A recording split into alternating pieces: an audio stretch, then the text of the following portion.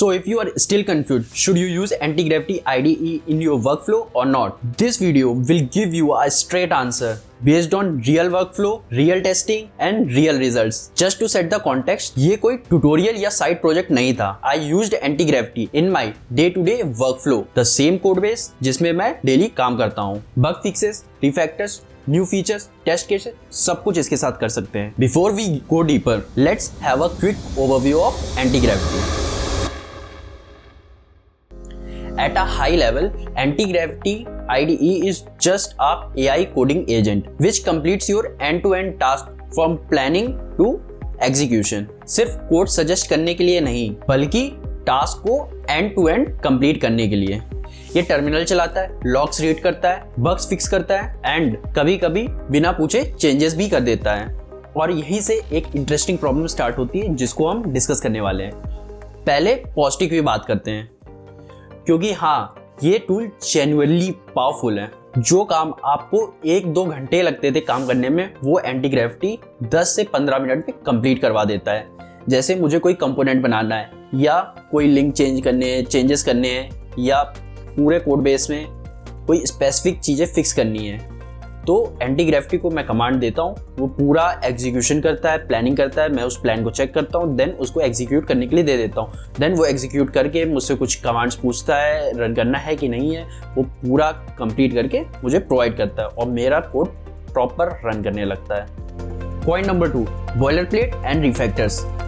Refactoring, migration या repetitive code को लिखने के लिए ये कोडिंग AI एजेंट परफेक्ट है, क्योंकि इसके अंदर विंडसर्फ है. जिसने भी विंडसर्फ यूज किया है उसको पता होगा विंडसर्फ रेपिटेटिव कोड या जो प्रीवियस टास्क है उसी को समझ के आपके नेक्स्ट कोड को इम्प्रूव करता है या आपके नीड के हिसाब से आपको सजेस्ट करता है, just like a GitHub Copilot.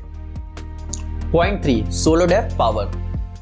अगर आप सोलो फाउंडर हो या स्मॉल टीम में काम करते हो, then it is your coding buddy, जिससे आप अपने छोटे मोटे टास्क कंप्लीट करवा सकते हो, जिससे आपकी प्रोडक्टिविटी इंक्रीज होगी. Point number 4, agent manager. Anti-gravity में एक स्पेशल फीचर है जो कि है एजेंट मैनेजर, जिसमें आप मल्टीपल टास्क असाइन कर सकते हो, दे सकते हो एंड एग्जीक्यूट कर सकते हो मल्टीपल टास्क, जैसे कि for creating component, testing bugs and generating images. Yes, you can also generate images in this IDE. ये जो फीचर है वो अभी तक किसी IDE में नहीं है, तो ये फीचर मुझे भी बहुत बढ़िया लगता है. इसमें मैं मल्टीपल टास्क असाइन कर देता हूँ और आराम से बैठ के चाय पीता हूँ. एंटी-ग्रेविटी IDE भी कोई एक्सेप्शन नहीं है, इसमें भी बहुत सारी प्रॉब्लम्स हैं और उन्हीं प्रॉब्लम्स को हम इस वाले पॉइंट में डिस्कस करेंगे. बट जितने ही प्रोज हैं एंटी-ग्रेविटी के, उतने ही कॉन्स हैं. इसने तो मेरा कोड बेस ही उड़ा डाला था पूरा. तो क्या हुआ था मैं उसको एंड में बताता हूँ, उससे पहले इसके कॉज देख लेते हैं. Over confidence. ये काफ़ी कॉन्फिडेंट होता है जब क्लियरली गलत होता है, फिर भी बहुत ज़्यादा हेलुसिनेट करता है. कभी कभी 2 से 3 बार मिस्टेक्स रिपीट करता रहता है. मैं उसको कोई प्रॉम्प्ट दूंगा, वो उसको सेम वही कुछ थोड़े बहुत चेंजेस करके वही प्रोवाइड कर देता है और उसमें दूसरा एरर दे देता है. तो ये इसको काफ़ी बार समझाना पड़ता है और प्रॉम्प्टिंग इसके लिए बहुत बेटर होनी चाहिए. और प्रॉम्प्टिंग बेटर करने के लिए आप मेरी वीडियो चेकआउट कर सकते हो, मैं उसको आई बटन पे शो कर दे रहा हूँ, तो उधर से चेकआउट कर लेना. तो मैं कह रहा था इसमें प्रॉम्प्टिंग की बहुत ज़रूरत है, तो प्रॉम्प्टिंग अच्छे से देना. देन अगर के आपकी चैट बहुत ज़्यादा लंबी हो जाती है एंटी-ग्रेविटी के साथ, तो न्यू चैट ओपन कर दो, क्योंकि जब काफ़ी बड़ी चैट हो जाती है तो वो और ज़्यादा हेलुसिनेट करने लगता है.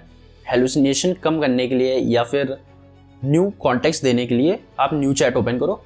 This is better option. Debugging gets harder.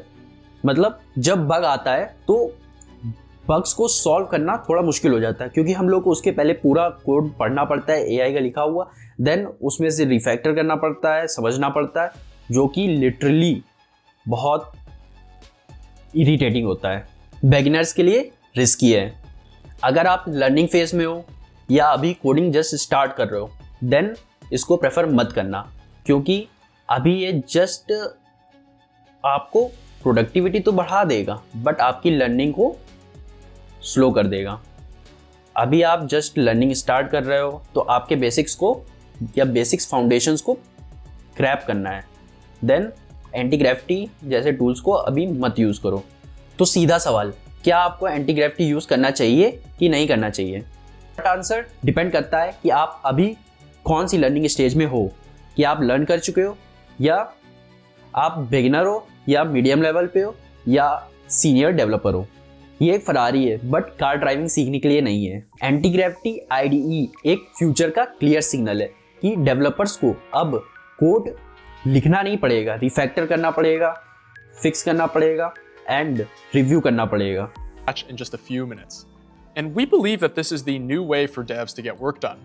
Reviewing artifacts, managing multiple agents, and getting tasks over the finish line with an AI-powered editor.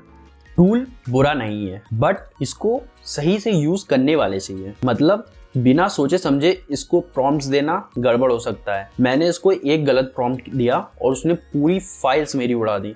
फिर मुझे दोबारा रिकवर करना पड़ा क्योंकि मैं मेन ब्रांच में नहीं काम कर रहा था। अगर मेन ब्रांच में काम कर रहा होता तो भाई काम हो जाता।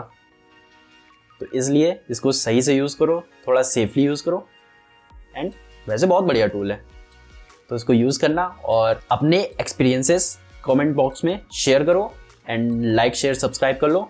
मिलते हैं आपको नेक्स्ट वीडियो में। तब तक कीप कोडिंग, कीप क्रिएटिंग।